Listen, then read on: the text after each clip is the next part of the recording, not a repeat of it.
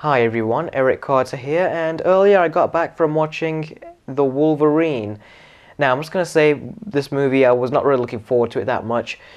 The reason why is because I was disappointed with X-Men Origins Wolverine, and I didn't know if they would actually get Wolverine sort of like solo kind of movie right.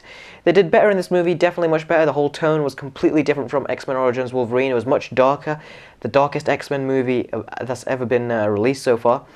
And it was much better than I thought, but at the same time, yeah, I was like, this one would not be worth watching in the cinema. Because, I mean, before I even saw it in the cinema, I was like, I wasn't really looking forward to this one. I was looking more forward to X-Men First Class 2, which will be coming out May next year. That's the one that I think is going to be worth watching in the cinema. But this one, not really. It's one of those you can wait and watch on Blu-ray. And yeah, when I was done watching it in the cinema, I was like, yeah, it's one of those you can wait and watch on Blu-ray. Now, the reason I actually did watch this movie, I wasn't going to watch it in the cinema at first, but the reason I did was because it's my little brother's birthday today, so he wanted to watch the movie, so I took him and I obviously saw it with him. I thought I'd give you guys my opinion right now. So, what I think. Now, one thing I'm going to say right off the bat, because many people are not saying this, I don't know why, as this is a big thing for this movie. It's a very big thing. Only a couple of reviewers are saying this, but when Wolverine tends to stab people and stuff like that, and say if he stabs them through a wall, the wall has a splat of blood. When he stabs people, his claws are filled with blood. His hands can sometimes even get filled with blood as well. It was like a very kind of, for the certificate it was going for, like a 12A here in the UK and a PG-13 in the US, there's quite a lot of blood there for the rating. I'm really surprised. And that means, yes, parents beware, this movie may not be appropriate for your children. I have a brother who's hitting the age of 9 in a couple of months, and I don't think this one would be good for him to see because there is quite a bit of extra blood in this one. I really did like the blood though, because it was like really, really pleasantly surprising and pleasantly nice, because I didn't expect there to be like blood in this one, but it really, Wolverine's claws got soaked with blood, and there's times that Wolverine's hand was like soaked with blood as well, whether that be his, as you know, he's having problems healing in this movie, or you know, if it's other people's. Really, I did like the blood in this movie. It was like a very violent movie. I'd say the most violent X-Men movie to come out. And yeah, the way the blood was all handled, it was looked very, very nice. I am very interested to see where they go in the future, as if this is what they're sort of like starting off with, okay, sort of making Wolverine have blood on his claws and stuff, then how will they go in the future? I really hope they go like all the way in terms of violence in the future. I mean, because even when you're a very little kid, after you watch an X-Men movie and after you watch Wolverine fighting people a few times, you even notice yourself, how come there's no blood? Even when you're a kid, you do notice that. So yes, that was one thing I really loved about this movie, and it made the action sequences all the much more better. It seemed like there's much more consequences because you actually saw blood from Wolverine and from the bad guys as well. Because even if Wolverine wasn't attacking the bad guys and it was the Japanese and all the other characters attacking each other, blood was there as well. So overall there was a decent amount of blood in this movie. I was really quite surprised by that, and it really made me enjoy the movie much more. So great job to the director and everyone involved in the movie for making that happen, because that made the movie much more enjoyable and didn't make you seem like you're watching the same repetitive action again with pretty much what seems like on screen zero consequences. You don't see much injury. So that was great, the blood, and I'd say Hugh Jackman as Wolverine, he's still got it. He really is still rocking it after all this time.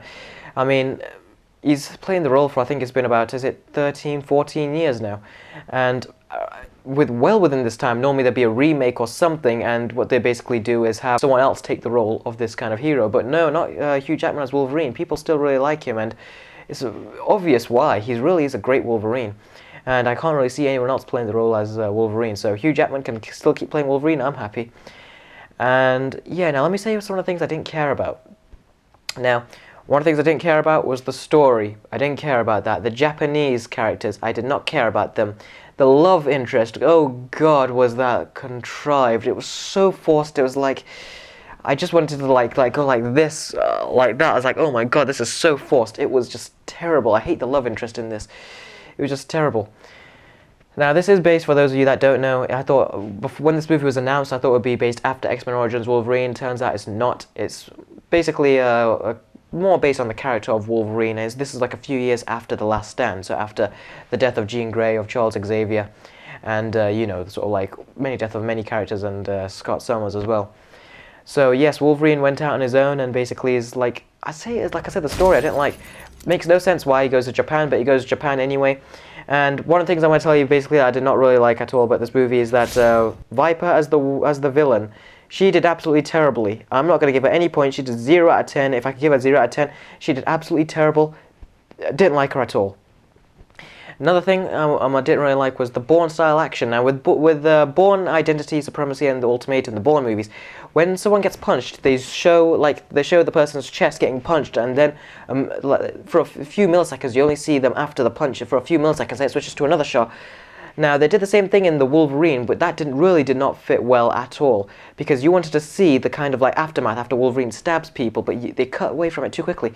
My brother brought up an interesting point, saying it would be too violent, and I was actually a very good point he brought up, because the thing is, the movie is already quite violent, and for them to actually show detail of the aftermath of the stabbings that Wolverine does, that would be too much. So yes, I actually understand why they couldn't do it, but I think the shaky cam was a bit too much for the kind of action that we see from X-Men, and when you want to see the stabbings a little bit more, I think they should have done shaky cam, because it was a bit more difficult to see how Wolverine is getting people off here. I think they could have gone away with more blood as well. I'm not saying they should have, because then the movie would have gotten a much higher rating, but the thing is, they could have got, if they did do more blood in this movie, I wouldn't think it would be over the top. I think it would be warranted. It did seem like they could do more blood in this movie and it would have fit. So that was great. Now one thing, Wolverine is having problems healing in this movie. Now if he's having problems healing, I said this to my friends during the trailers, that means when his claws come out, and then when he withdraws them, will there be slits in his fists from the claws?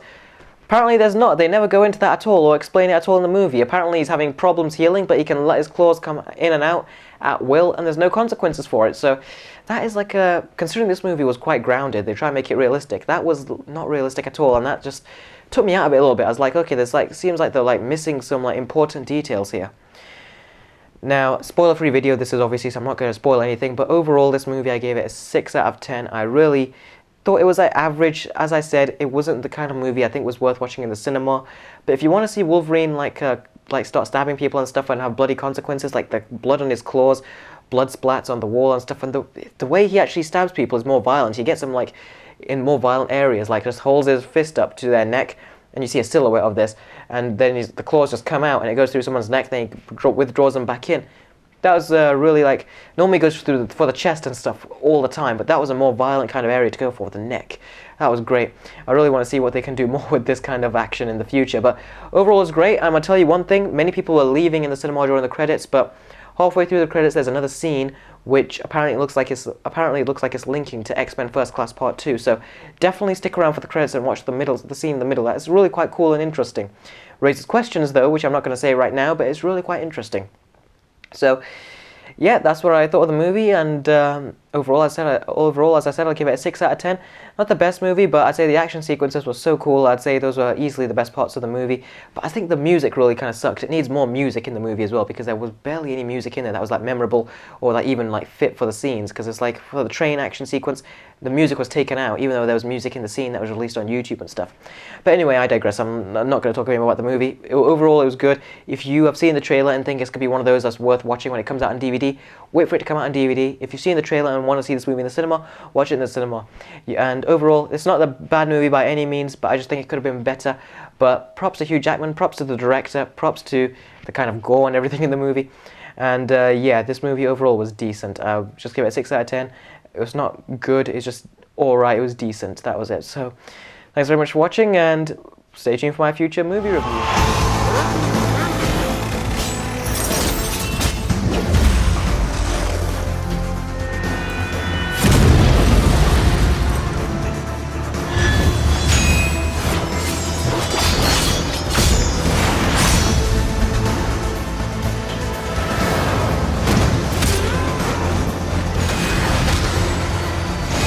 They did to me what I am can't be undone. Don't be so sure.